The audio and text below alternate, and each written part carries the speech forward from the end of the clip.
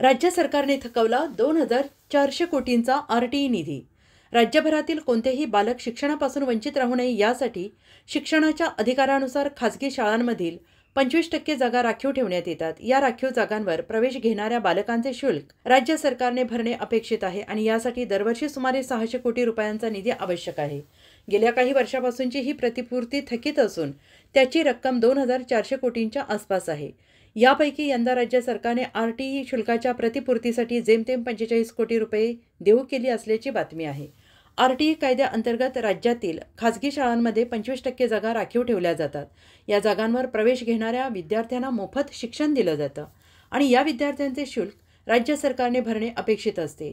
राज्यातील खासगी विना अनुदानित शाळांमध्ये आरटीईच्या जागांवर प्रवेश घेतलेल्या विद्यार्थ्यांच्या शैक्षणिक शुल्काच्या प्रतिपूर्तीसाठी राज्य सरकारने 2024-25 मध्ये 173 कोटींचा निधी प्रस्तावित केला होता। त्यापैकी 45 कोटी सरकारने दिले आहेत।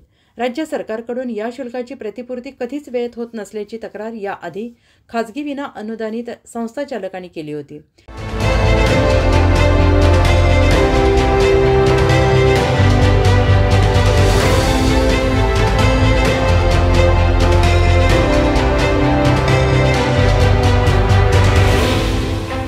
दरवर्षी आरटीई अंतर्गत सुमारे 80,000 विद्यार्थी प्रवेश घेतात।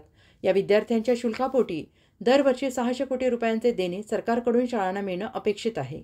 गेल्या काही वर्षात सातत्यानं हे देणं थकवल्याने आता थकीत रक्कम 2,400 कोटी रुपयांच्या घरात गेली आहे। शाळांना हा परतावा वर्षाच्या वर्षाला देणं गरजेचं आहे।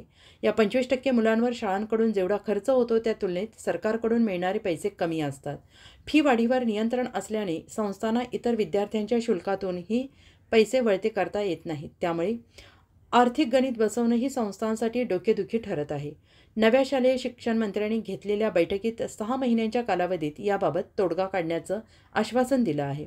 या कोट्यातून प्रवेश घेताना पालकांना उत्पन्नाचा दाखला आदी अनेक कागदपत्रे सादर करावी लागतात। ज्यांना खरोखर शिक्षणाचा आर्थिक भार झेपत नाही असे पालक या कोट्यातून प्रवेश घेतात। अशा विद्यार्थ्यांना प्रवेश देणे हे शाळांचे कर्तव्य आहे, पण त्यापोटी सरकारने मान्य केलेले शुल्क शाळांना मिळाले नाही तर आर्थिक गणित बिघडते असं आढळून आलं आहे।